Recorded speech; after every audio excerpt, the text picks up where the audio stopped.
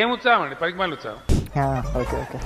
మా సోదిగాళ్ళు వీళ్ళతో టార్చర్ అయిపోయింది. కాంటాక్ట్ నేమ్ చేంజ్ చేసి పడేస్తే అయిపోతుంది. అతను మన అతలేగా పేరు మార్చావు బయటికి. టార్చర్ అయిపోయింది. పాడు జీవితము యౌవనం 3 నాళ్ళ ముచ్చట.